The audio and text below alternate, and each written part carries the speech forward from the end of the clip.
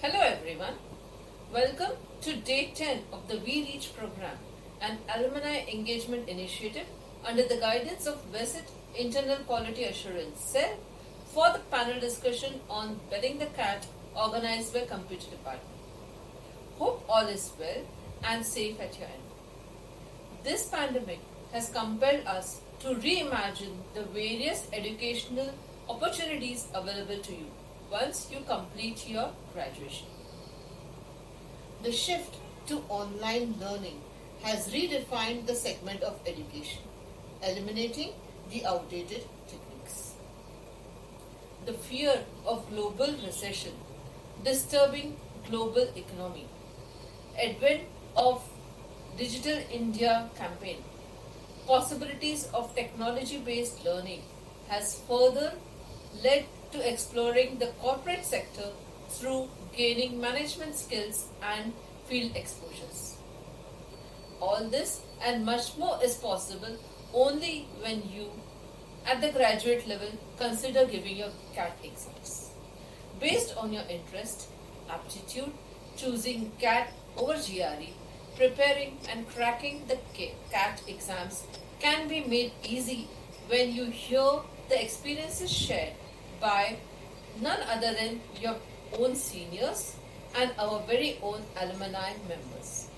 So we at Computer Department bring to you the panel discussion on Betting the Cat and hope that you will take this opportunity and gather maximum benefit from the We Reach initiative. Thank you everyone. Hope you benefit a lot from this. Over to you, Vinayak. Good evening and warm welcome to one and all. Thank you, ma'am, for giving such a beautiful introduction. Now, let's directly head over to what today's webinar is all about. Hello, everyone. I'm Vinayak Baranwal, BE Computer Engineering, will be the moderator of today's panel discussion. I would like to take this pleasure to welcome our proud alumnus of Computer Engineering Department of VESET, Mr. Naveen Gurnani, Mr. Chirag Dixit, and Mr. Samat Ladia. Mr. Naveen Gurnani graduated from VESET in 2013, followed by Mr. Chirag Dixit and Mr. Samat Ladia, who collectively graduated in 2017. I take this immense pleasure to introduce you with our first panelist for the day, Mr. Naveen Gurnani. He scored a 99.89 percentile in CAT 2014. He has completed his MBA program from IIM Ahmedabad in 2017, and during his stay, he did an exchange program from ESCP Europe in 2016. Before MBA, he worked with Indus Valley Partners and later interned with Tata Group during his stay at IIM, followed by a full-time role in Sprinkler as product manager. Mr. Naveen Gurnani is currently working with BrowserStack as a full-time revenue marketing manager. Our second panelist for the day is Mr. Samat Ladia. He scored a 99.63 percentile in CAT 2019. He had always been very active in societies and committees. He founded multiple societies and committees during his stay at VESET and IIM Calcutta. Before MBA, he worked with Fractal Analytics and had later interned with Media.net during his stay at IIM. Mr. Samat Ladia completed his MBA in 2021 and is currently working with Flipkart as a full-time product manager. Our third panelist for today's panel discussion is Mr. Chirag Dixit.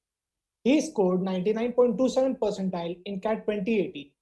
He completed his MBA in 2020 from IIM Kashipur and was awarded one of the highest honors of the college, that is Best All-Round Performer of his batch. Before MBA, he worked with Mac Software and later interned with ICICI Bank during his stay at IIM.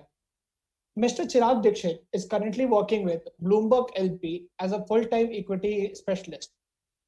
Today's panel is very close to my heart because I'm an MBA aspirant myself. In our country, having an MBA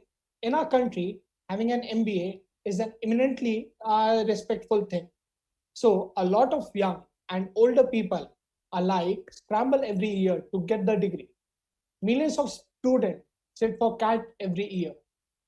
But only the best of the best find their way to the top institutes like MAIM and XLRI and other top private institutes. And not surprisingly, we have three such people here today. Three people who belong to the category the best of the best. They are going to help us decode the mystery of the MBA, or to put it better, they are going to help us to build the cat. I heartily welcome all the panelists once again and am super excited to see what comes out of this discussion.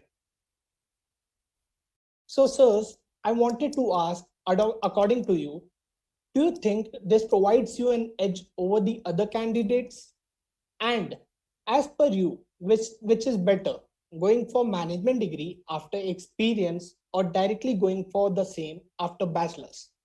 I request Naveen sir to speak on the topic first. Hey, hi guys. So I think in my case, I had my work experience done for 2 years where I was working with Indus Valley Partners, and then I joined my MBA program. Largely, I would say because I did that, I was able to one learn a lot and reflect back on the experience of Indus Valley Partners and directly apply it in my classes at IIM.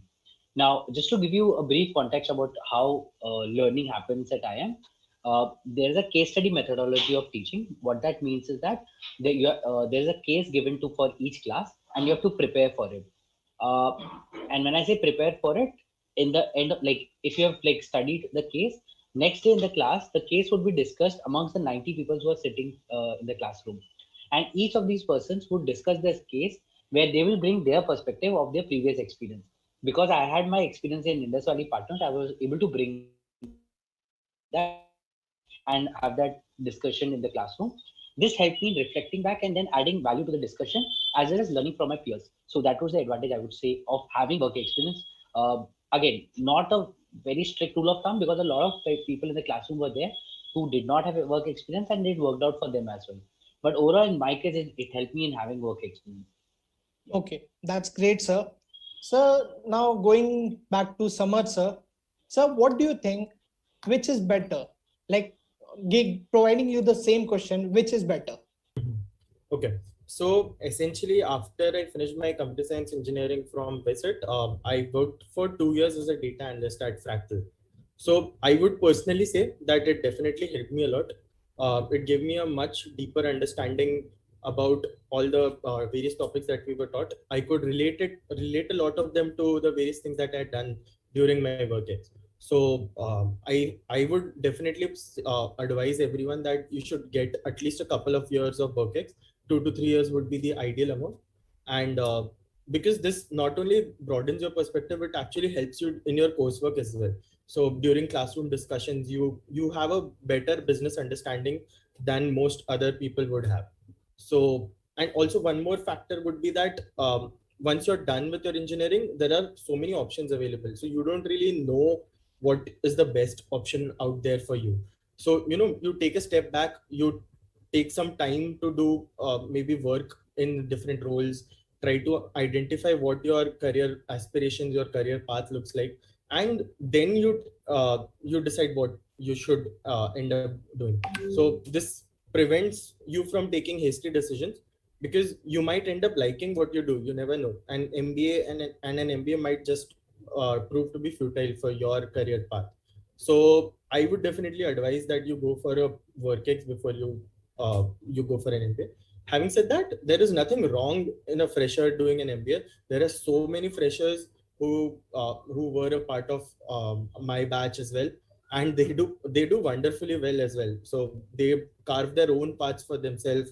They do wonderfully well academically as well, since they're just coming from having studied and having learned, and then coming back to an academic atmosphere.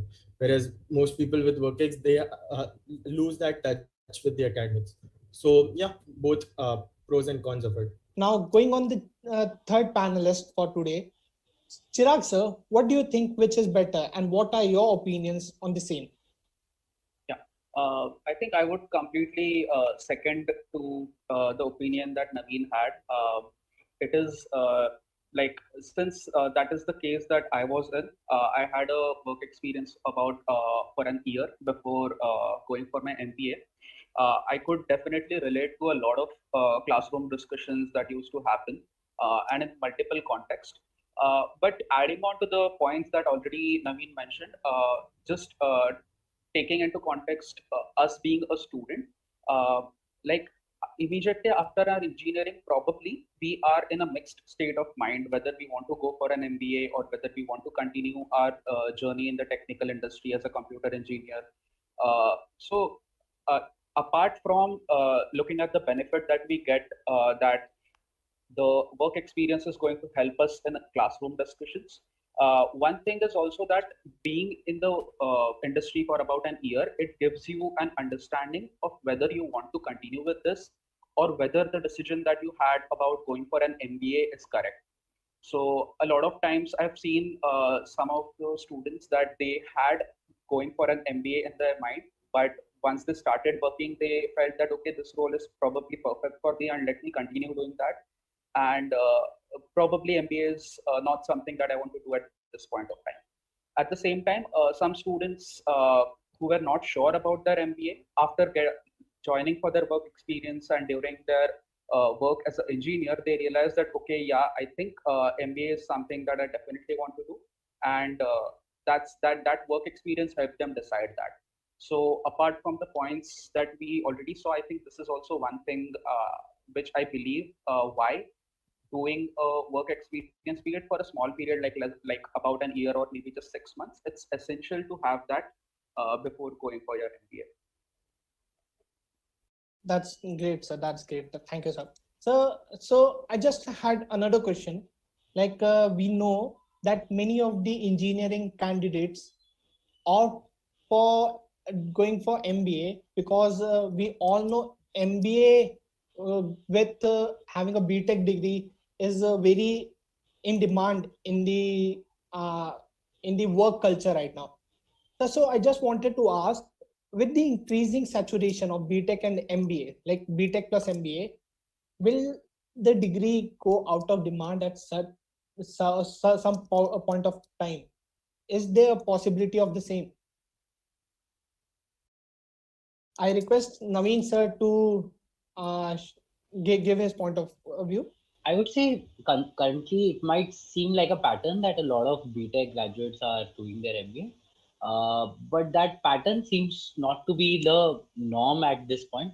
Like a lot of companies have seen that only a lot of people going into business side just after they BTech, or even like coming out of different varied streams and then joining business.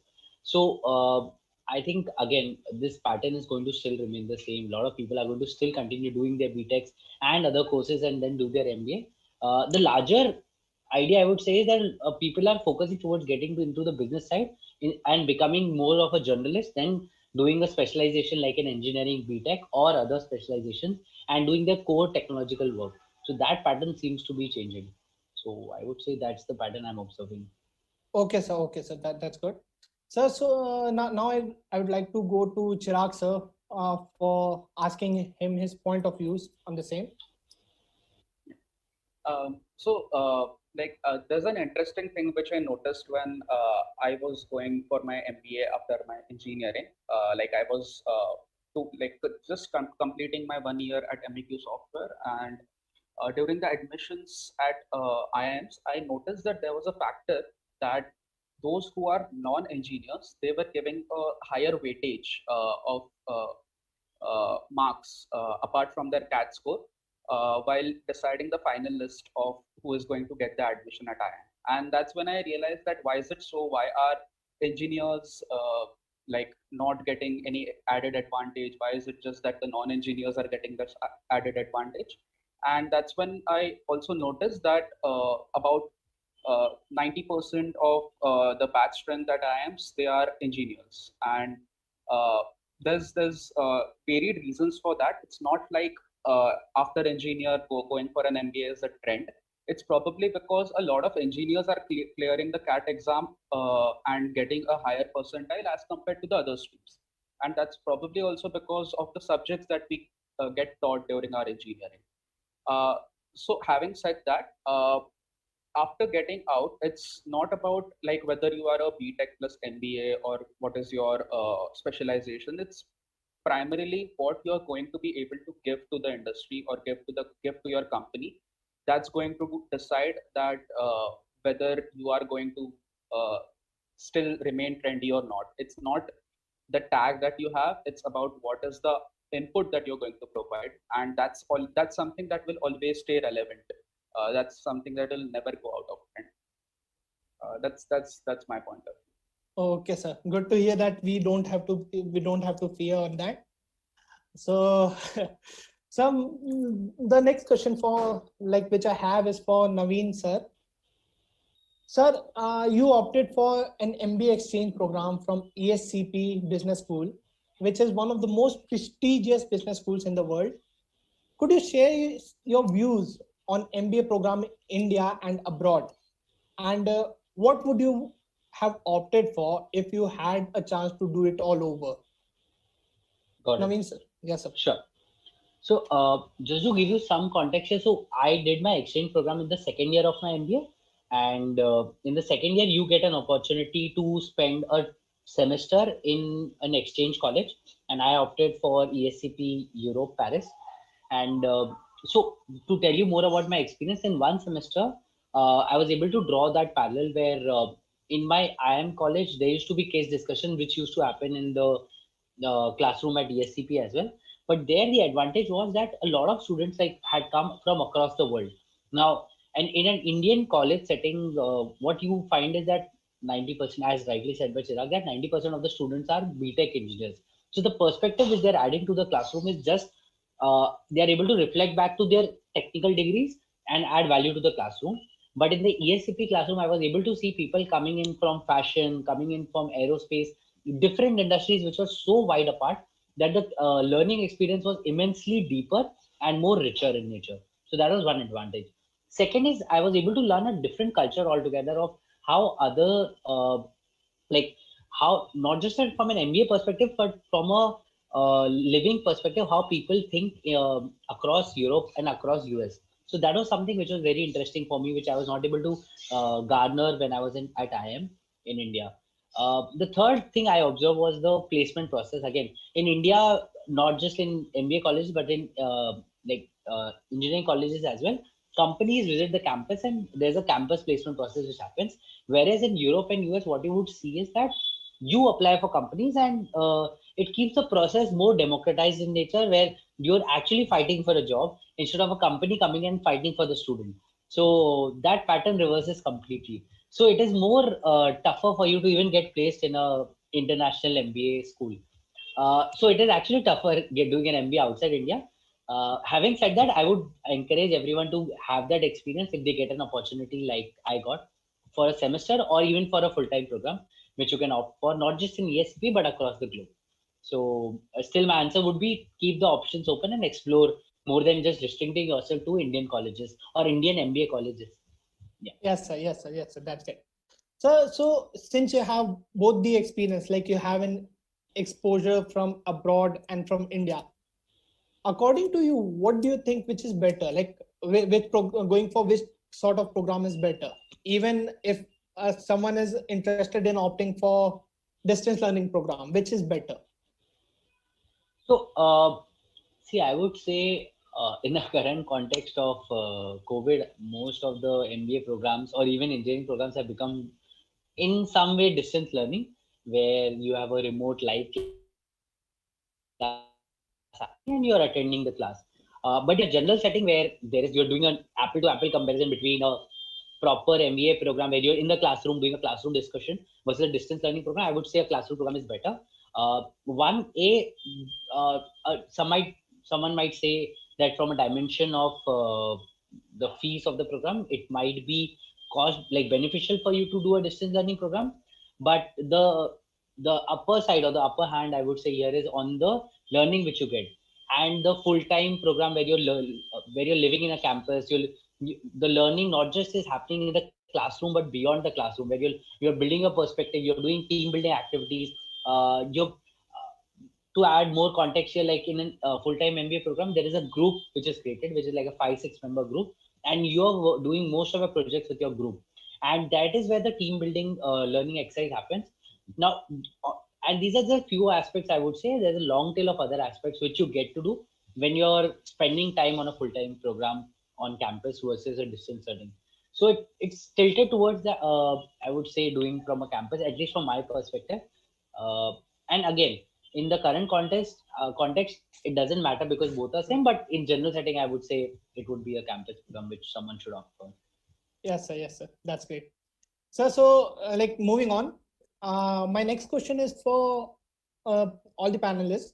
Sir, like we all know that IIMs have a very intensive interview process regarding their candidate selection. And I believe most of the potential MBA aspirants are afraid of what happens during an interview process. So, could you share some insights into how these interviews are conducted and how exactly are the points which business school usually expect in a candidate? I request Naveen sir to answer this question first. Sure. Naveen sir. So I had given almost all the IM interviews and SP chain interview. Now my experience there, or the general expectation I would say, is a they are looking for clarity of thought.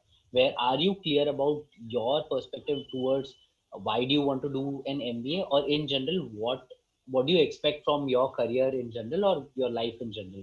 One is that if you have that clarity, these MBA colleges prefer those candidates. So that is one, which is thought clarity is really important, where you need to keep reflecting on your experience of the past and understand that, okay, this is what I've done and this is what I've learned and this is where I want to move towards. So that is one. Second is a general sense of clarity across the society in terms of your general knowledge, what is happening in the political background, what is happening in the scientific background, and whatever, not just in terms of a generalized general knowledge, but also if there's something which is interesting you a lot, how deeper have you gone into that subject. For in my case, like I had learned how to do, like how to solve a Rubik's cube at campus, and that was something which was very fascinating for me. I used to spend like hours on it and on that. And a lot of my interviews went around like, what is a Rubik's cube, how many seconds does it take, what is the best time in the world, if you had to solve it with one hand, if you had to solve it blindfolded. They knew a lot of things about the Rubik's cube which I never thought they would know. So they go deeper into your hobbies as well, or in general interest as well. So that is the second dimension. Third is your personal front. Are you, how much clarity you have about your family, about your surroundings, about your society. So that those are the three dimensions particularly I observed, which these MBA colleges focus on during the interview process. And again, it might seem grilling at first because you're doing it for the first time, but once you've gone through the process, you realize that it was generally just trying to understand you as a person and have clarity towards how much logical rigor is there and how much are you clear about yourself. So Okay, that was okay, my sir. Okay, experience. sir. Okay, sir. Okay, sir. Sounds good. So now I request Chirag sir to put his point of views forward. Chirag sir, please. Yeah, sure. Like in my opinion, and I totally understand, because I think when like I was supposed to give my first IM interview after the results that we had for CAT, even I had heard so far that the interviews are very grilling, or it's something very like one of the most difficult things. But like once you're through with it, you understand that it's not rocket science as such. It's not something that you cannot do. It's just very normal. Probably it's much hyped than what it actually is. Uh, like adding to the points that Naveen said, it's basically, like you said, just getting to know you better. Uh, Essentially, they will never ask you something which you don't know, right? It's ideally going to be about your personal life, your family background, or it's going to be about your prior education, what the things that you have learned. There might be a few questions from the subjects that you've already learned about, but there is ideally going to be nothing outside of what you don't know. And that's why there's nothing to be worried about it. uh, just keep your chin up, be confident, and that's pretty much it. Confidence is probably one thing which I'll add apart from the points which Navin mentioned. That is definitely one thing that they would want a MBA candidate at their institute to have. And apart from the things that you already know, they also want to know that what is the thing that you're going to add on. Because as a member of the institute, peer learning is one important thing. And if there is something that you can value add to what the institute already has, then they definitely are going to want you to be a student of their institute. My next question is for you. Is you're very active in activities and societies in both IM and VESIT. You were tech and design, as I can see, you were tech and design head of entrepreneurship cell, event head of operations club in IM Calcutta, and you also led a number of events in VESIT. So what does being a part of clubs and societies at IM looks like, and how is it similar or different to the clubs at engineering college? Okay. So at the core of it, I would say that there is not much different in either of the cases. However, as we know that the exposure that we get is a bit different. So at VESIT, we are a bit limited in the exposure that we get due to the scale and due to it being a Mumbai University college. Whereas at least I can talk about top IIMs like ABC. The exposure here is immense. Like there is nothing that you cannot do. Everything is within your reach, and since since the brand of it carries you along, there are so many things that we could do that I personally could do as a part of the clubs in IIM Calcutta, which I couldn't always as a part of VESIT. So even at VESIT, I was always there. I was in the organization committee for Praxis, the technical fest. I was a part of Westlit. I was in fact one of the founding members of Westlit. I was a part of the college magazine. I took part in all the fests that I could, Spurti, Utsav, and whatever. Even there was a music fest called Octaves, if I remember. I used to keep taking part in all the organizing committees, all the various wherever I could. So the point is, you learn a lot from these clubs. You form lasting bonds with people. You get to know a lot more people than you would know generally in your own class. So that is one biggest takeaway from both places. I feel that as long as you're interested in anything, you should just go for it. You should try for it, because it widens your horizon and it gives you a confidence to face problems. So like I said, in VESIT, I used to take part in whatever I could, and not just in the organizing part of it. I used to actively take part in events as a member as well, and I've won quite a bit as well. And I carried that same confidence with me to Joka, to IIM Calcutta, and it helped me continue, that same strain wherein I could be confident to take on any problem. I had uh, this thing inside me that let me believe that yes, no matter how difficult it is to get into these clubs, how big the competition, I can do it because I've done it in the past. So it gives you valuable lessons that you carry on, and these are actual proper management lessons as well. So taking part in various or committees or having these positions of responsibilities, it works as a signal that yes, this person is responsible enough. They've already done this in their past, and they can do it in the future as well. So they would be suitable for management roles, or they would be suitable for various job profiles that the companies offer. So not just from your own development, enjoyment, and fun standpoint, this is also a very good thing to add to your resume, to your CV, which businesses and companies do look for. Okay, sir. Okay, sir. This you answered my next question as well. So moving on, my next question is for Chirag sir. Chirag sir, you were a placement coordinator in IIM Kashipur. So I just wanted to ask, what does being a placement coordinator or a part of placement committee at IIM looks like, and what are the added opportunities or added benefits a student in placement committee gets in IIM? Chirag sir, please. Thanks, Fanan. So here I'll just take a step back again, and being a student from VESIT, like I was not part of the placement committee when at VESIT, but I did hear a few things from my friends who were a part of the placement committee when at VESIT, and I came to know that it's helping out our placement officer and the team to get the students from our batch get placed. So I always thought like it's a great thing that you do because you are helping out the institute, you are helping out your own self to get something from the as a return from the degree in terms of being uh, employable. And that's one of the reasons when I went to IIM Kashipur, I had applied to for the process of being a placement coordinator.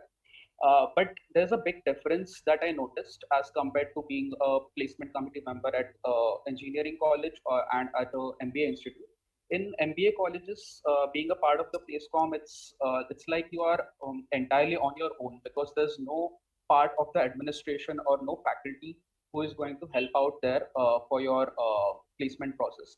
It's just you and your team who are out there like fighting it out with the corporates and fighting it out with the other colleges or other sister IIMs. And you want every company out there to come to your college and take your students, take the students at your college. So, in my opinion, it was a very nice experience because as much as I learned from my MBA academics or the corporate competitions, I also got to learn a lot from my work at the placement committee because that's where I learned how to network. That's where I learned how it is outside, how out in the corporate world, and that experience also was something which helped is and is currently helping me out at my current role, where facing client side and interactions is like almost all that you do in your day's work. So that's the reason I think if you get the chance and if you are interested in this, then you should definitely try to be a part of the placement company. Okay, sir. Okay, sir. That sounds good. So, as you mentioned that an individual in this placement committee is responsible for the company to come inside the IIM and for the placements that is done in the IIM. So does being in the placement committee give a candidate an edge over the other candidates at the time of placement? Uh, that is something entirely subjective. At least in our institute in IIM Kashipur, it was a rule that if you as a person are going to be a part of that placement process when that company visits, then you will not be engaging with the corporates of that company. Which means when they come to the institute, they would not know that you are part of the placement committee. You are just a normal part of the batch. At the same time, I would say it does benefit also, and that is because you know how the company is thinking and you know what is happening on the background. So while it might sound a little wrong, but it's a benefit that comes with a part of the job. So just like probably if you are in the HR of the company, you know how the policies are going to go ahead. Similarly, if you are in the placement committee, you do get a little edge. But I'd say that that edge is also something that you have to earn. It's not that is going to get you through if you're not thorough with the basics. Okay, sir. Okay, sir. So the opportunity which can be provided, it's a subject of a personal character, a person's character, individual opportunity of grasping the opportunities that is provided. Okay. The next question is for you only, Chirag sir. So you, as I can see, you had an amazing portfolio when it comes to co-curricular and extracurricular activities. You had been the class music representative along with being the secretary of college entrepreneurship cell. Not only that, but you also had you also represented the college debate team at national level. So I just wanted to ask, what do you think is the importance of being active in these co-curricular activities, and what is the importance of these activities, and how do they contribute to the students' portfolio? Over to you, Chirag sir. Thanks, Fanan. So I'd say it at times entirely depends person to person. But apart from academics, there's always one thing which probably you are a little interested in, be it sports or be it music or be it networking.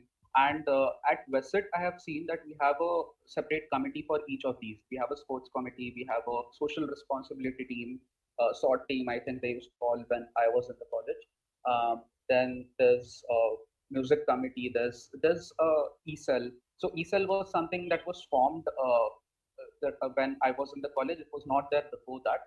And I noticed that if being a part of the team, it's not only just helping it establish, because that was the very first year, but it was also something that was going to help me network and help me build as an individual. And I think that was the same, the learnings that I got from these things when in the college committee at Visit. That was the same thing that inspired me to try it out, being in the placement committee even at IIM Kashipur, because these side things that you do, you don't realize how much they help you out. And when I was going to be a part of the placement committee, a lot of people did ask me that how are you going to balance your academics along with this, because it does take a lot of chunk of time. But then that's what it is about, right? If you want to get an edge over the others, then you have to do something different as well. So I would definitely encourage everyone to be a part of at least one committee, whichever you are interested in. That's correct, sir. That's correct. Thank you, sir. So like my next question is for all the panelists. So one of the key aspects of applying to business school is resume making or portfolio making. What tips do you have for students on how to make the most attractive and catchy resume? And what do you think a student should highlight in their portfolio to maximize the chances of getting into a top business schools like IIMs? Over to you, Samar sir. All right. So for the CV, your CV should actually be a reflection of who you are, right? It should clearly convey the story of whatever you've done until this point of time. You don't have to make it extremely flowery or loud or over the top. It has to be a simple, crisp CV and a one pager at that. So the industry standard these days is a single one pager CV, and trust me, it's more than enough to showcase whatever you've done. Anything more than that is absolutely unnecessary. So you should jot down whatever you've done in your life and find out the best points that fit in a single page, and that is your most valuable CV. So an important factor that you have to always remember is that you have to be truthful in your CV. People tend to go, they just go tend to go extravagant in whatever they've done and try to magnify it a lot. It's okay to a certain extent, but as long as you are able to back it up with solid instances of whatever you've done. So I would always say that stay truthful to whatever experiences you've had, because no matter how confident you are with your lies, there will be some point where you might get caught, right? Because these interviewers, they are way lot experience that we can imagine. There are people with 30-40 years of work ex, right? They can catch your lies quickly. So be very truthful, have a solid core CV which you can use for most companies. However, you should always have this flexibility to tweak your CV according to the type of industry you're applying to, or the role you're applying to, or the company you're applying to. There are certain things that you'll have to match between you and the company, the synergies that you have to establish. So having a core one-pager crisp CV with a few flexibilities depending on the type of role you would apply to is the best way to go forward. So is there any special thing a student should highlight in the portfolio to maximize the chances of getting into an IIM?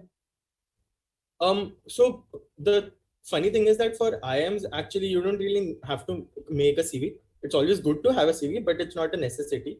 However, for IIMs, you a lot of times a weightage is given to your own life experiences, right?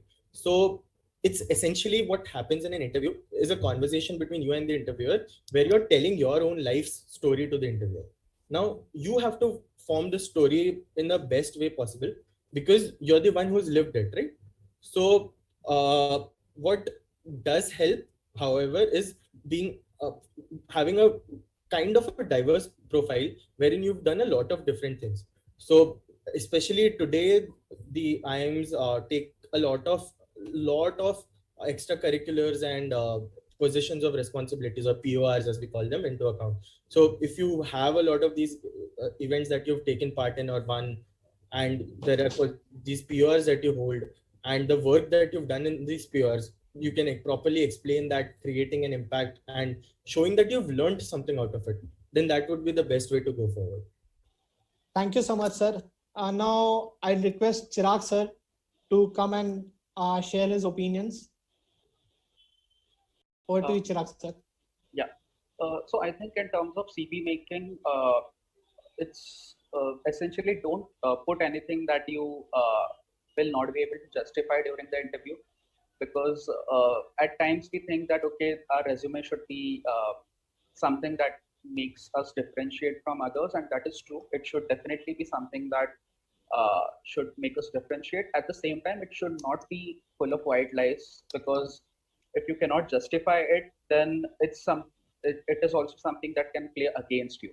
At the same time, if your resume is having less points as compared to others, it's completely fine as far as you are able to do three things. One is put out your own picture on it. Second is you are able to relate to the company, and third is relate to the job as to how are you going to be fit to that. Adding on one point here is don't have one resume for all companies. If you are applying to multiple companies, make sure that you put those efforts and make a different resume for every company, because it's like you won't wear the same kind of clothes for all type of occasions, right? It's similar to that. You should customize it as per where you are going to go for the interview. Correct, sir. Correct. Correct. That's very correct. We won't be using any clothes on the very next day. We'll be changing it for sure. Sir, so my next question is for Naveen, sir. Sir, okay. I'm sure there are many students who are confused on whether to do an MBA. Like we don't know, like at this point of time, we are not sure whether to go for an MBA program or a MTech program. So what according to you is the major advantage of having a management degree during job placements? And what are the added opportunities that one can get in a longer run? Got it. So the way I see it, like if I have to compare between an MTech program and an MBA program, an MTech program is an extended version of your BTech program where you're going even more deeper into learning about your technical skills, be it any of your engineering background, engineering degrees which you have done in the past. So an MTech program, I would say, is first it is like you're hyper focused on learning about uh, the core technical stream which you have doubled down on, as in whatever engineering or MTech degree you have taken up on. So that is one. Now, having said that, like the parallel which you see in an MBA is that it's more of a generalist program. Even in the first year of an MBA, which is just a 2-year program, half of it is all about learning as many different subjects as possible, be it subjects around HR, marketing, strategy, and sales. So what that means is that MBA helps you in keeping your options open, and it gives you that optionality. After an MBA, you still have an option to take up different stream, experiment with your career, and move in different directions, and then settle down. Okay, this is something I want to double down on, versus this is something I think this is not for me. An MTech program, on the other hand, is like you're doubling down on something, and you have good clarity of thought on, okay, this is what I want to work on. Again, if you're looking at it from the lens of that, which is a better optionality in terms of or prospects with respect to getting a job, I would say MBA gives you that edge because it gives you that optionality which you don't get in a program. Again, I have not done an MTech program, I've done an MBA program, so I can look at it from that lens. Again, deeper down, what I've understood in my career is that still options are always open. You still have options after an MTech program also to take up newer things. No doors are closed at the end of the day. So yeah. Correct, correct, sir, correct. Sir, so how much does the IM tag contribute to your portfolio? Like when comparing a top college like FSM or any other colleges, how much IM grad students are given preference to? What kind of added benefits a company get when they hire an IM graduate? So I would say, see, MBA, end of the day, what is a tag? It's just a signaling mechanism which companies use to figure out that who's a right good candidate or not. What they're looking for is like end of the day, these degrees like IM or FMS or JP, General Bajaj or different college degrees have already taken up the exam and vetted the student in terms of their logical rigor. Are they good enough in terms of picking up on new skills and taking up the job for us or not? So that part has been done already. So as a recruiter, the way companies look at least from my past experience, I've seen is that it's just a check in the box that okay, he has done an MBA from a good college, means that he has got good logical rigor, and that is a good enough signal in terms of okay, I can think about this candidate in terms of hiring him or not. Now the difference between IM and FMS and other colleges becomes a bit bleaker, because end of the day what you're looking for is a person who can fit into my role and be part of my company or not, sir. And from that perspective, companies are more open-minded in terms of being very restrictive that okay, he's from an FMS, he might be bad candidate. That's not the case I've observed while recruiting. So yeah, Vinay. Okay, sir. Okay, sir. That sounds good. Okay, sir. So moving on. My next question is for all the panelists. Sir, like we have students who have a diverse portfolio. Many have a wonderful academic record, while some have brilliant achievements in extracurricular activities. So do you think, what do you think is the bare minimum a student should do or have in terms of academic and extracurricular achievements? And should a student go for a more historic, uh, holistic record, or should they focus on just one thing? So I request Chirag sir to answer this first. Chirag sir, over to you. Yeah, sure. Um, so I think it's entirely up to the person. I would like refrain from taking one side over here, but I personally am a little biased to trying out multiple things because like I am a person who has done that. Uh, at the same time, I think when you try out multiple things, you are if you like try out a way more things, then you are not justifying one thing, and that might dilute your efforts at a particular thing.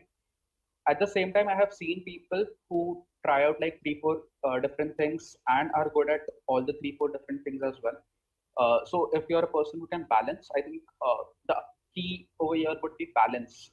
If you're able to balance it out, then definitely go for trying multiple things.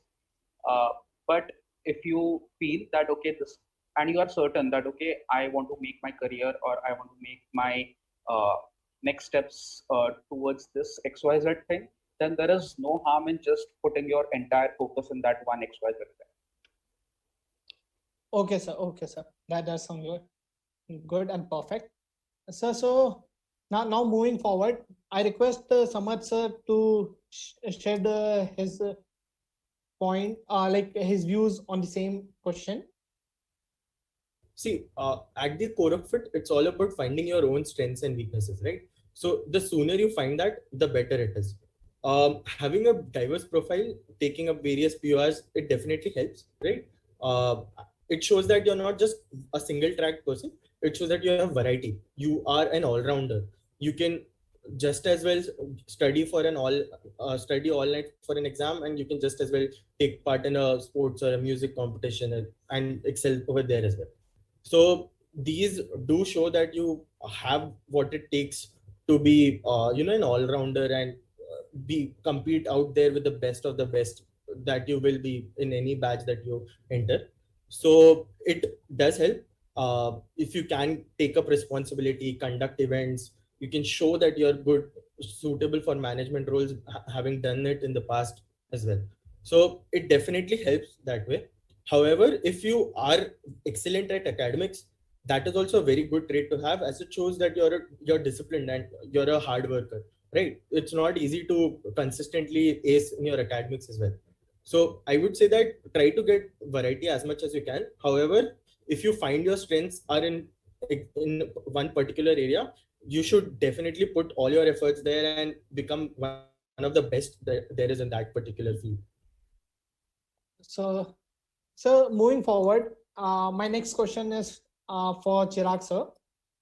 Sir, the pandemic has proved to be an adverse time for the majority of students. Since you have graduated last year, you have completed your MBA last year, you would be knowing and having a proper understanding with the same. Like many students could not get proper internships during the phase, and many could not get a chance to build up their portfolios. So, how much do you think this pandemic has changed the business school scenario? And do you think students should expect any leniency in terms of admission in top management schools? Over to you, Chirag sir. Yeah, thank you. Just taking the last part of your question first, in terms of leniency, I don't think students should expect any leniency, and that's because whenever you're like fighting out for a seat at any admission in any college, you're fighting it out with your peers or the same set of students, and all of those same set of students have been affected by the pandemic, which means essentially you are going to be judged on the same scale as others.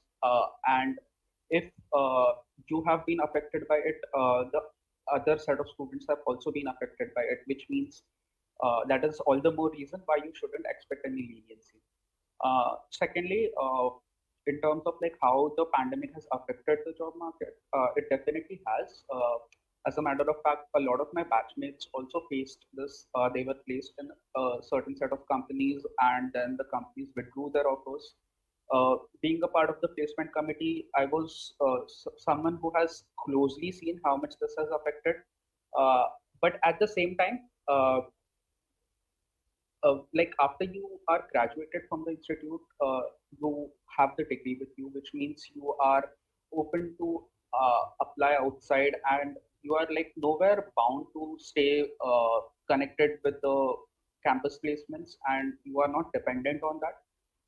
You are out there and you can find a job for your own.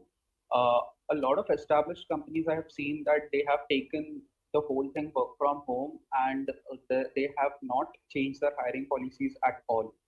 At the same time, in terms of startups, yes, temporarily they did lessen down the hiring numbers, but after 1 year now, I think everyone knows that this is something which is here to stay, and it's like in terms of hiring, it should be, if not already, it should be close to getting back the same way that it was.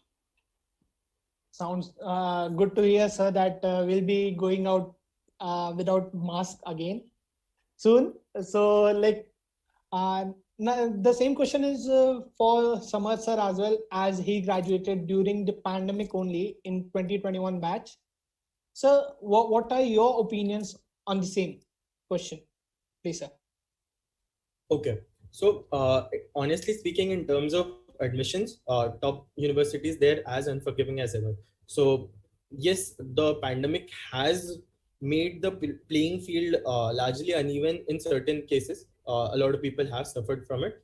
However, on a much more macro level, it has affected everyone in the same manner, right? So, the colleges are still as rigorous as they always were.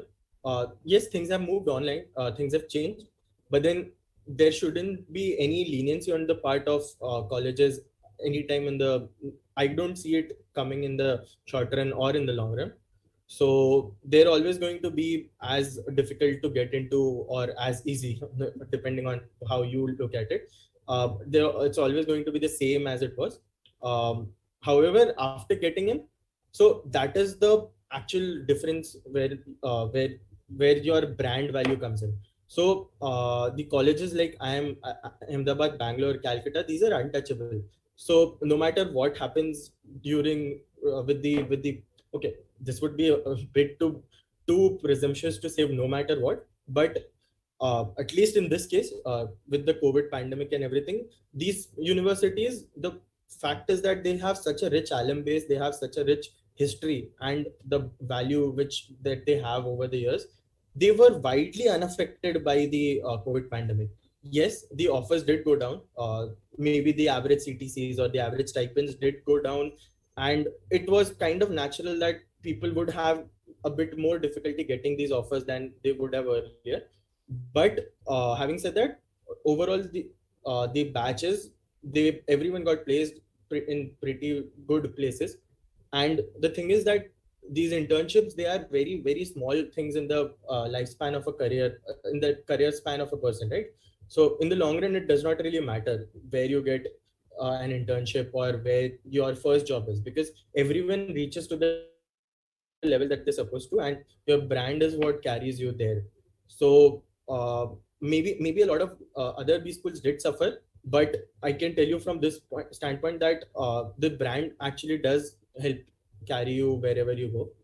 So, and again, having said that, largely the effects of COVID have gone away.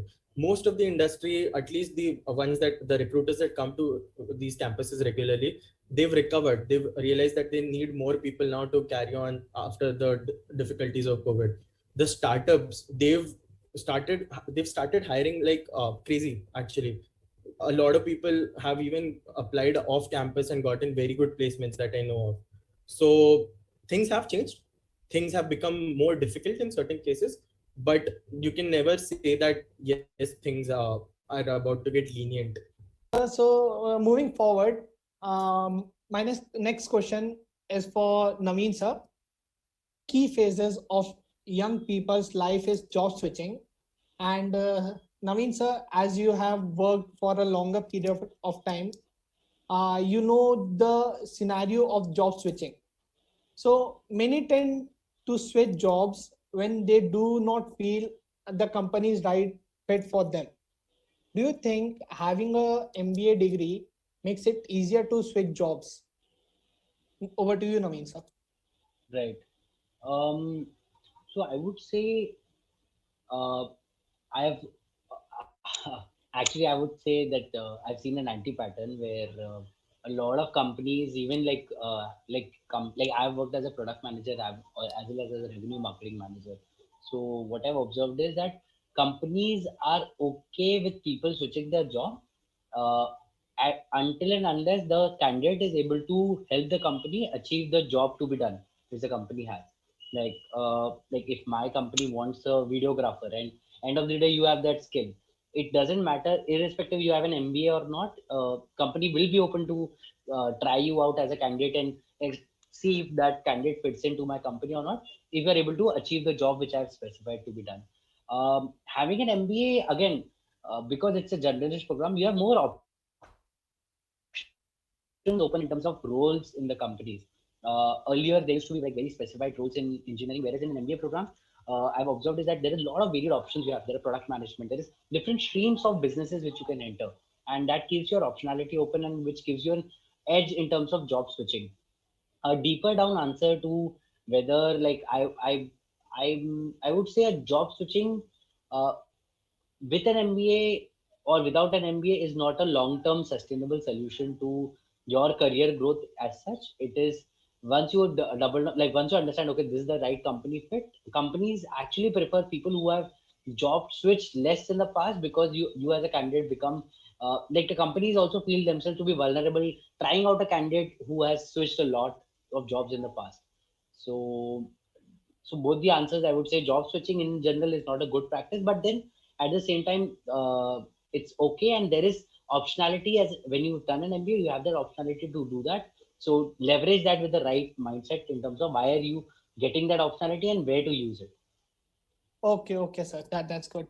That's good to hear that we can switch we can switch a job, but that too in a limited number. So we'll be doing that. Thank you for the guidance for future. So proceeding to the last phase of our session. My next question is for all the panelists. Uh, Sir, I just wanted to ask what uh, are your fondest memories of I Am Life? Over to you, Chirag, sir. Okay, so like just when you ask the question, a lot of flashbacks over here. But to be honest, there are three, four that we can name. But if I'm just to name one, it would be when. In my second year of MBA, I had participated in a corporate competition by ICICI Bank, and we ended up like being the national winners for that competition, and it was the first win for IIM Kashipur at a national level corporate competition. So when we came back, we had come to Mumbai headquarters of ICICI for the competition, and when we went back to the institute in Kashipur, we received a really warm welcome because it was like the first win that our institute had at a national level, and that is one memory I think that would always stay with me. Yeah, so that's the one. Okay, that's good to hear, sir. Over to you, Naveen, sir. Right. My fondest memory, I would say, is in the first few weeks or the months of joining the MBA program, where at IIM Ahmedabad we used to have this tea night competition, which is a competition between different sections, and it it's a so we have five sections, and each of these sections are fighting against each other just for the key highlight of you being the tea night winner. And in that 1 to 2 weeks of tea night competition, there are varied extracurricular competition, dance, sports, which happens, and that helps you. Like at least in my case, it helped me a lot in bonding with my batchmates, and those friendships which were formed, not just in terms of the competition, but also during the preparation of the competition, led to a lot of good long-term friends, which I have still, and I'm in touch with. So these are the things which I still can look back to, and I'm able to enjoy those memories in terms of, yeah, it's good that I was part of that teen night competition. It was good. So yeah, that is something I reflect back on. That sounds interesting, sir. Sir, and an added question for you. What was the fondest memories of your stay at ESCP Europe? Is there Uh, any such sort of fondest memory over there? Sure. So because this was a program in Paris, I think one of the fondest memories was these colleges used to have a lot of like students coming across the world, and like we used to travel together, and like during the weekends we used to get some time and we used to travel across Europe, and that is one of the fondest memories. Like I would say that like in my day-to-day activities right now when I'm working, it becomes very difficult to pull out a 1 month or a 2 month just for doing a Europe trip. And so I would say it's again, it was not a Europe trip as such when I was doing an ESC program, but at the same time, I got that opportunity to travel with a lot of different folks from across the world. And that helped me a lot in building my perspective about traveling, about life in general, and about how to think about your life and how to structure life. That I think again was something it's very difficult to get back. So I love that part of traveling of my ESCP journey. Okay, sir. Okay, sir. That sounds interesting. Having a group of people from different part of the world. That sounds interesting. So now it's time for the third panelist, Samad sir, to answer the question. Samad sir, over to you. Okay.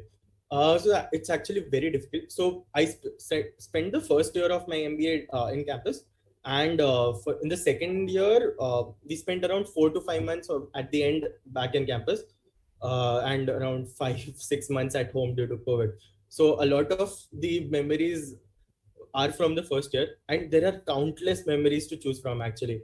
Every single thing, like the classes that we went to, the group assignments, the national case competitions, winning them, so many different things we have.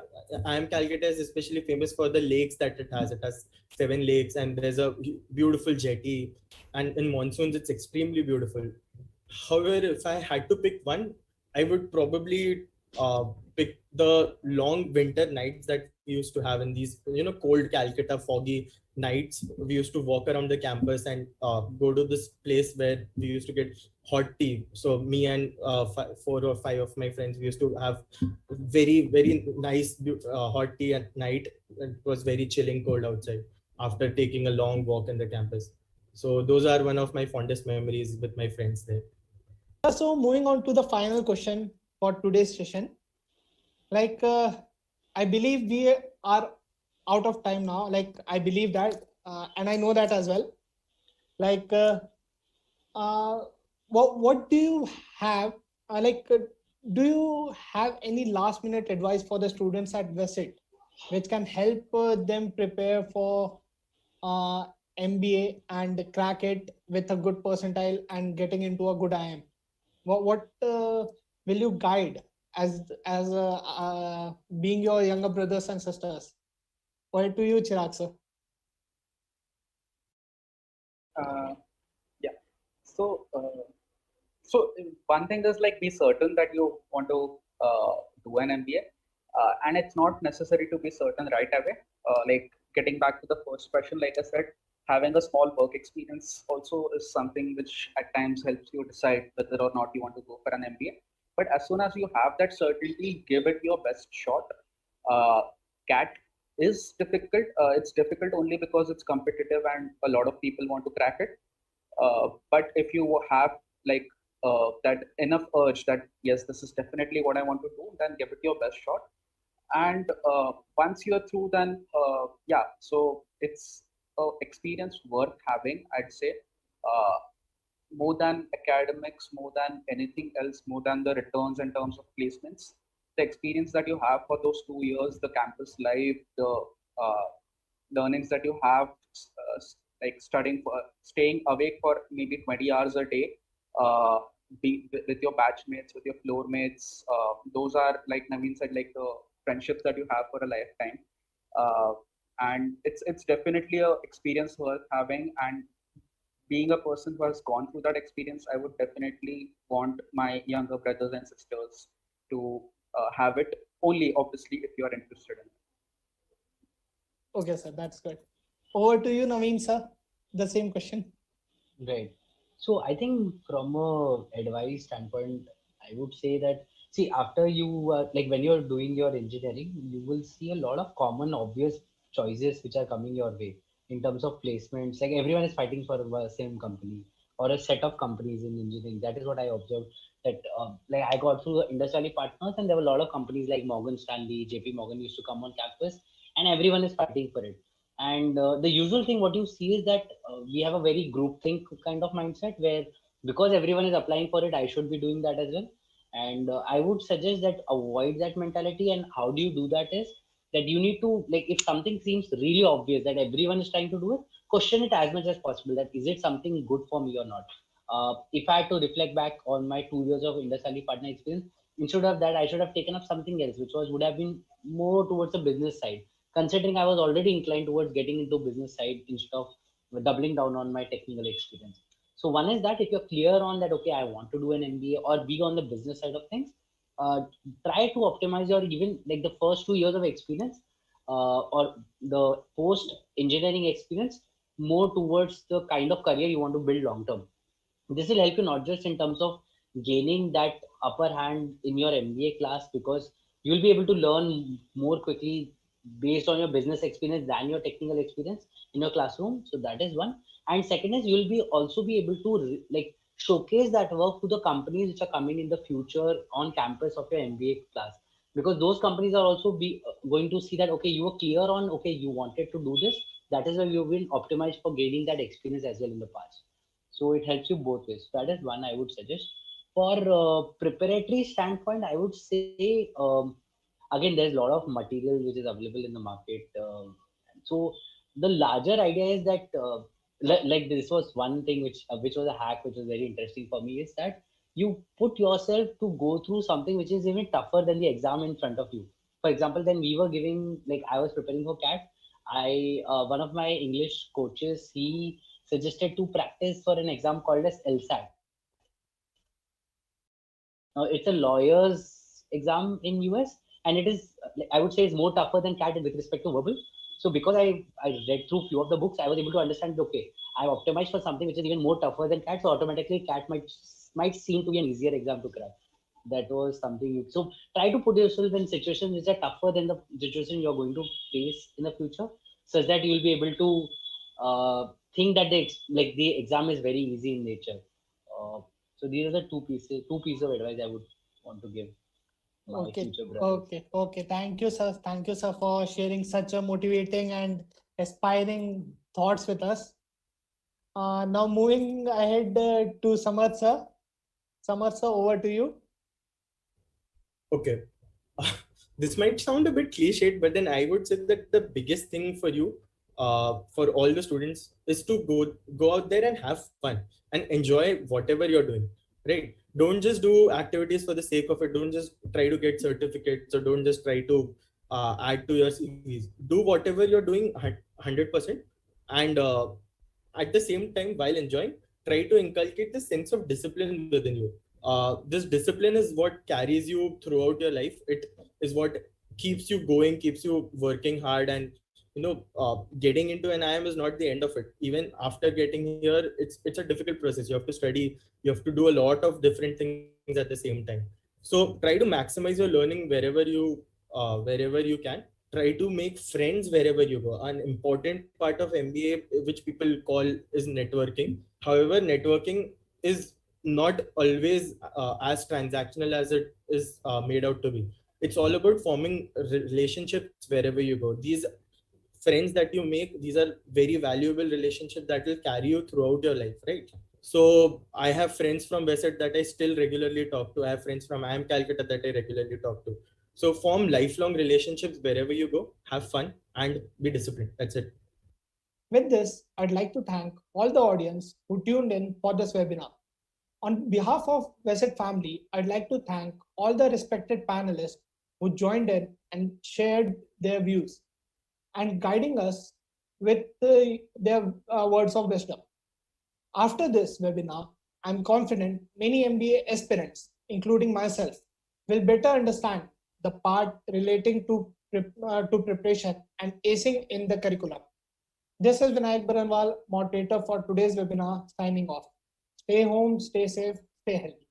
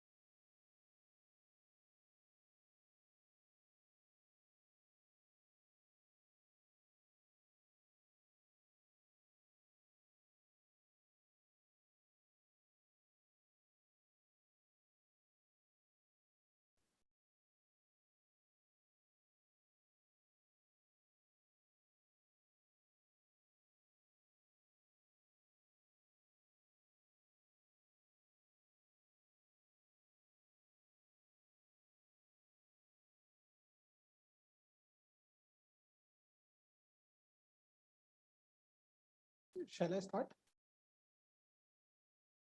Okay. Hello, everyone.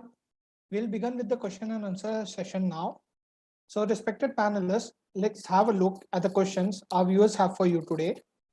So, the very first question is from Anjali Rohral. She wants to know that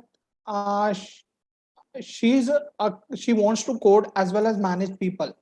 So, she wants to know if MBA is right for her. So Samad sir, can you answer the question first? Okay, I guess Samad sir hasn't joined yet. Naveen sir, can you answer the question? Hey, hi, Vinayak. Yeah, sure. So, just to understand, so Anjali, what you're trying to achieve is that you want to do like manage people as well as do your engineering work. Now, for doing something like that, I think you don't need to specifically do an MBA. I think you can still go ahead and continue with your engineering education. There are different roles in an organization. Like think of it like as you grow in your career as a software developer or other engineering streams, there are entry level roles. For example, you become a software engineer, then senior software engineer, team lead, and then you become an engineering manager. Now, an engineering manager is a person who manages a team as well as does engineering work. So that is the kind of role you can go for. You don't need to specifically think around, oh, I need to pivot my direction towards an MBA if I want to code as well as manage a team. So that's even possible in engineering. Okay, thank you, sir. Sir, so the next question, sir, so the next question is for from Namrata Taloni.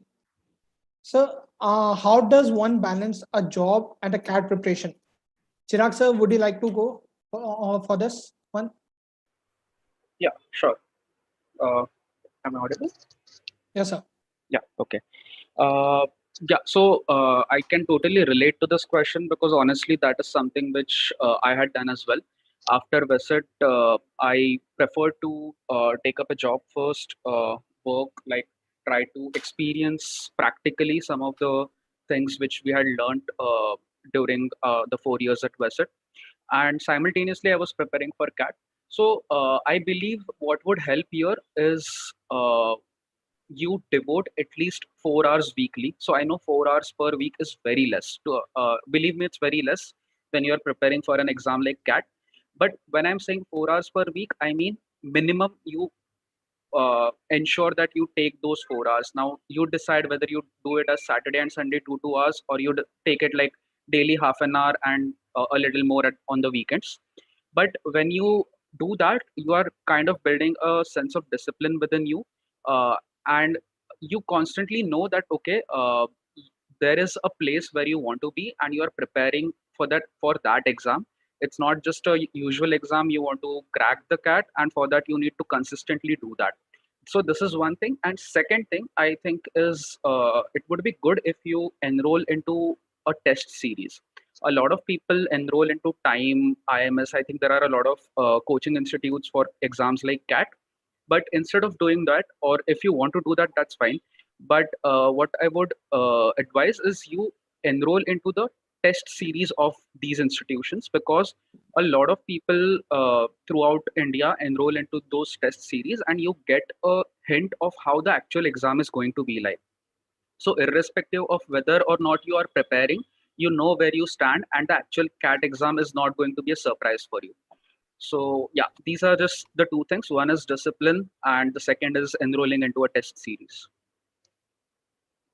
Okay, sir. I guess that answers Namrata's question. Sir, the next question is from Arnav Bakchi. He's asking how much does work experience help in getting selected in a premium IM institute? Naveen sir, would you like to go for that? Sure. So I think work experience do carry some level of points in different colleges. Now, each college has their own set of points which they dedicate for it. At least for IIM Ahmedabad, I remember. So for each year, there was a single point given. So if you have 2 years of experience, and like point blank, like if you have 2 years, then 2 points are given. If 3 years, and 3 points, and it effectively converts into a larger level score. And then it is about like, okay, is this score good enough for you? Like there's a cutoff criteria. Okay, are you above that cutoff criteria or not with respect to work experience? Having said that, like half of the batch which I was part of was of freshers. What that means is that it's not the be all end all state that you need to have work experience to get into an MBA college. You can still, without work experience, apply for these colleges, and you can cut through the scoring criteria.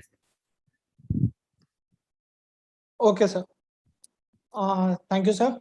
Sir, so the next question is from Rohan Ghosalkar. So he's asking, could you tell me the list of top business schools to join other than IIMs? Chirag sir, would you like to go for this one? Yeah, sure. So honestly, there's not a like defined list where you like know that okay, this is like number one, number two, number three, etc. But if you look like within Mumbai or within Maharashtra itself, so there is SP Jain, which is a very good and premier institute. There is MITI, which is in Powai, which is a very old institute and has started along with IIM, with the IIM Ahmedabad, Calcutta. It's that old. There is also IMT, which is in Gurgaon. So there are these three or four institutes. There is NMIMS in Mumbai. Uh, Now it depends as to which specialization you want to do, based on which you can decide. You have to choose a X institute or Y institute. The thing about IIMs is that they give you a general management degree, which means you have a choice of choosing your specialization in the second year. You do a general management in the first year, and then you decide, okay, you want to do marketing, finance, HR. So it's that's a kind of flexibility that you have. A lot of other non-IIM institutes also offer that, but you will have like when you complete your CAT exam, you will have that time to sit and decide like these are the XYZ institutes that I want to apply to.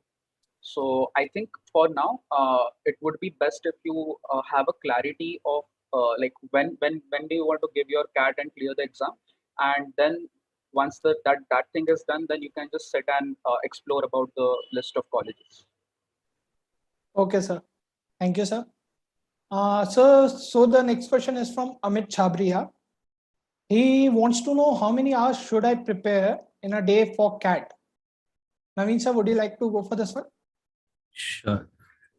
So I think with respect to ours perspective, again it depends on what your preparation level is, and then so it again, see, end of the day, the strategy would be that the exam which you're going for has certain set of expected skill set which they're looking for, or a certain set of I would say basic knowledge which they want. So for example, there are different, like if I pick up one section which is quant, so there are different chapters in it, like there is time, speed, distance, and other chapters.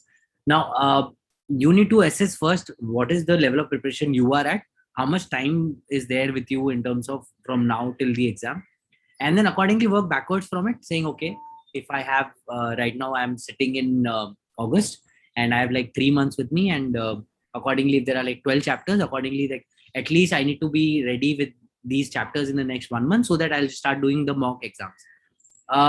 So accordingly I might have to spend maybe like considering it's August, I might have to even spend 5-6 hours in a day. Like that would be a stretch, but yeah, at least minimum 2 to 3 hours, just to make sure that I'm able to cover up the syllabus, what is the defined syllabus I would have said, and then work towards like I need a strategy, I need to pivot my strategy and move towards start giving the different mock exams for so again I might have to work for 3-4 hours a day in the coming months of September and October. So accordingly, at least 2-3 hours a day, at least at this stage, just to make sure that you're able to cover up your syllabus. If you have already covered up the syllabus, then just think of a target of maybe like 2 to 3 mocks a week.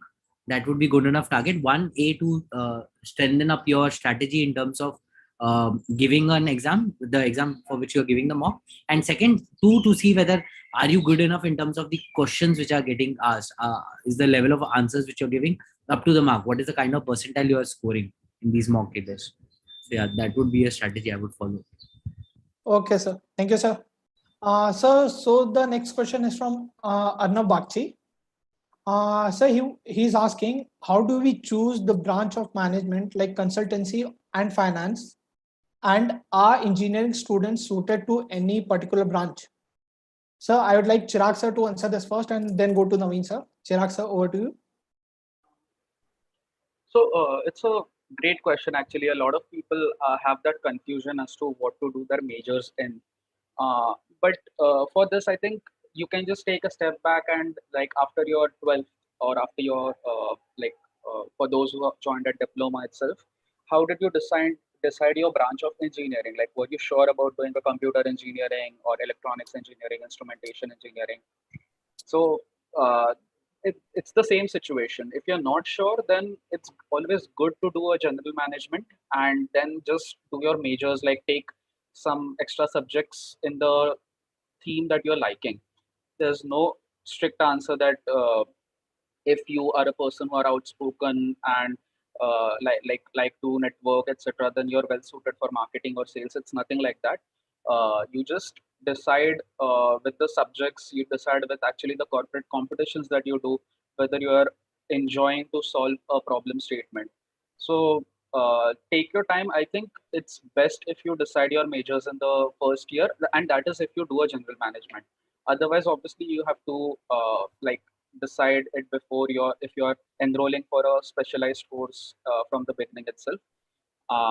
And in that case, there's no answer that I have, because you ask yourself whether you were sure about doing computer engineering or instrumentation engineering before taking the admission itself. If you were, then good. That's nothing like it. Okay, sir. Thank you, sir. Sir, over to you, Naveen, sir. Yeah, I think I agree with Chirag. I think largely initially you might even not know what branch you might want to double click later on. So it's better if you can go for a general management program. Initially, like in engineering as well, like I was watching a documentary on Netflix called as Alma Mater. And there also engineers are also not able to figure out that what branch I need to go into. So I think in MBA, there's this good opportunity of doing an internship after the first year, where you get to work with one company for a period of 2 months. And that is a good time where you can assess yourself whether, at least from one dimension, if I don't know what I need to do, and there might be a hypothesis in terms of, okay, A, I might like marketing, B, I might like sales. So at least I should try out an internship in marketing and additionally do a side internship in sales just to get a read on, okay, not that like just to prove the null hypothesis in terms of, okay, this is something I might not like at all, like marketing is something not my bread and butter, so this is not something I want to do, and let me move to something else. So leverage your opportunities for internship, try doing an additional internship, and there are industry projects also which come up on campus. Again, these are things campuses are trying a lot nowadays to give you opportunity in terms of exploring multiple fields as much as possible. So try out taking up industry projects so that you will get a hang of, okay, what kind of work happens in the industry and what kind of work is more suited or more aligned to me, which will make you more successful. So again, there is no final answer to it. It will be a customized strategy to you versus Chirag and I giving you an answer. Yeah. Okay, sir. Thank you, sir. Sir, so the next question is the final question for today's Q&A. And it's from Nupurgiri ma'am. So Nupurgiri ma'am wants to know that what were your takeaways from Visit which you carried forward to your further education and to your respective career? Samarth sir, would you like to go for this one? Yeah, Vinay, could you repeat the question, please? Yes, sir. So Nupur ma'am wants to know that what were your takeaways from Visit which you carried forward to your further studies and to your respective career? Okay. So one thing about just give me 1 second. There's some disturbance at my end. Okay. So Sorry, I'm back. yes, sir. Yeah, Yes, sir. I can hear me. Right. Okay. So things that I learned in Visit that I carried forward. Okay. So I think I've even mentioned this in my answers earlier. One thing which is very important is, developing network with the people around you, participating in as many things that you can, and growing these bonds that stay with you forever. So I've made a bunch of good friends from Visit who are always going to be there for me, be it whatever that may happen in my life. So yeah, that's very important. Visit it attracts a very nice, very rich pool of people, and you should leverage that opportunity of blending with them and learning from them. So many of my friends are in the States right now, but then we still get together every month or so and we talk, and it's just like old times. So that's one thing that I shall always remember from my time at Visit, and this is what I'll hold on. Okay, sir. Thank you, sir. Naveen sir, would you like to go next? Sure.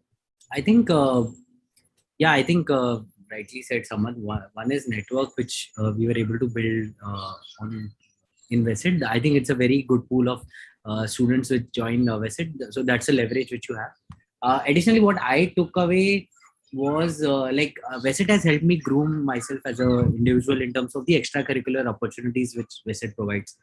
It is sessions like these. Like in my time, there used to be learning beyond syllabus program which was running, and there used to be practices in which I used to participate a lot in a different kind of events and in different capacities as participant or as organizer.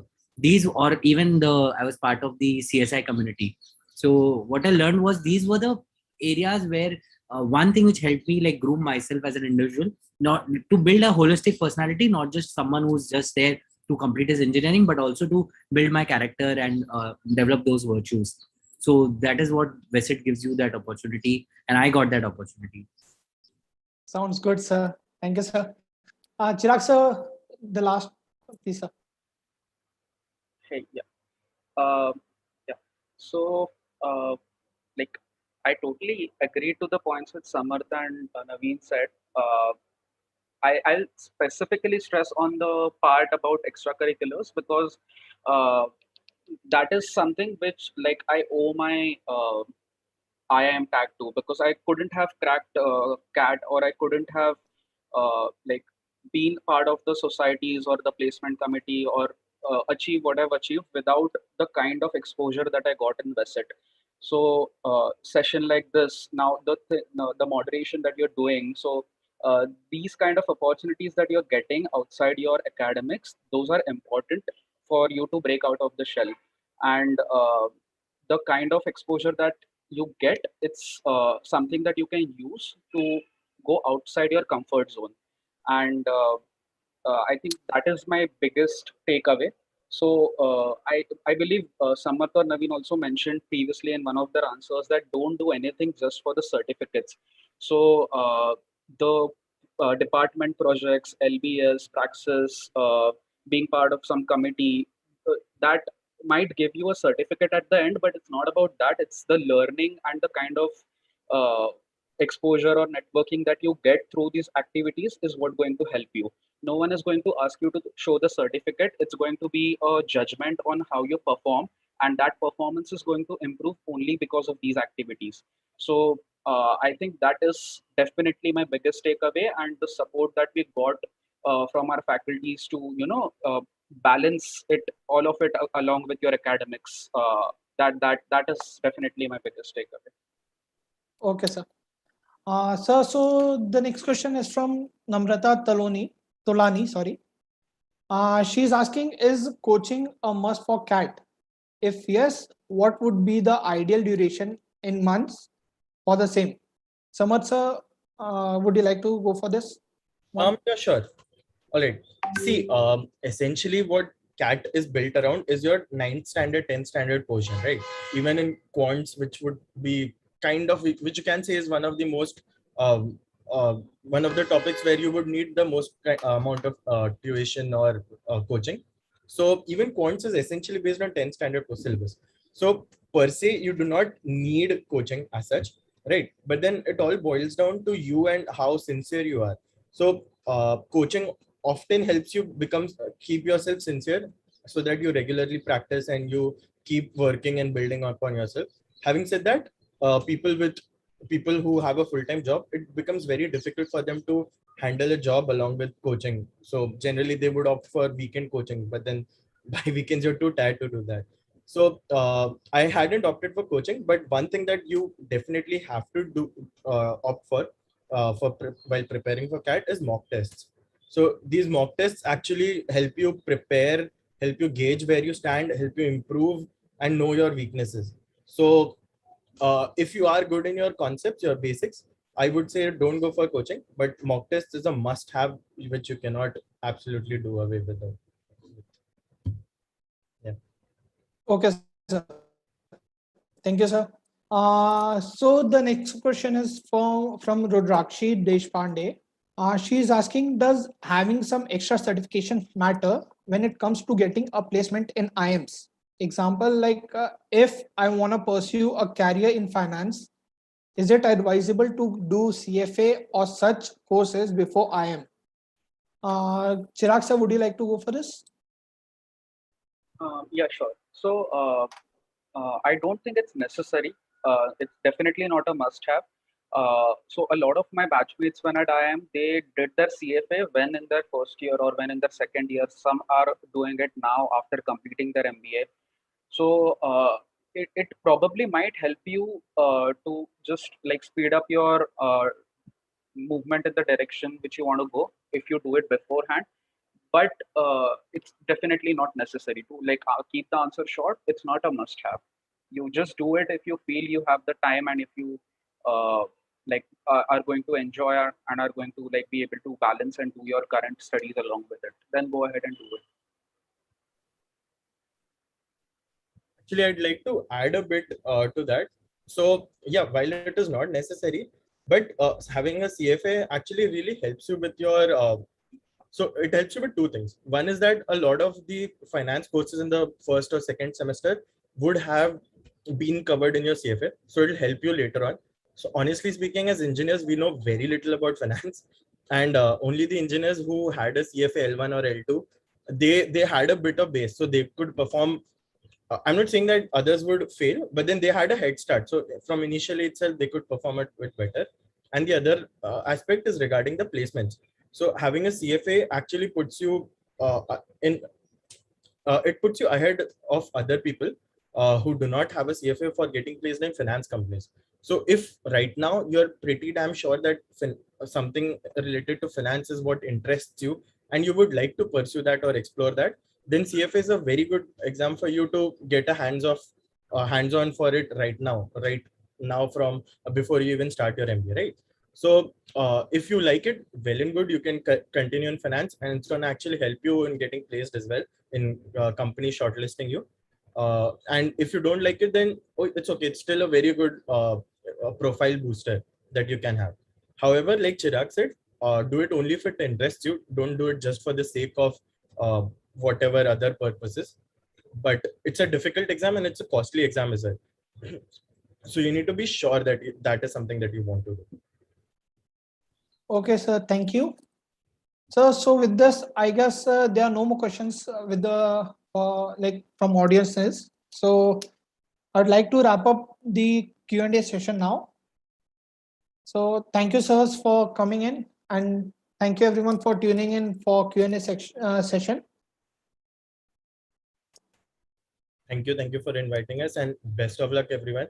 Feel free to reach out to any of us over LinkedIn. I think neither Naveen nor Chirag would mind that, and we are here to help you. Thanks, Vinayak. Thank you, sir. All the best, guys.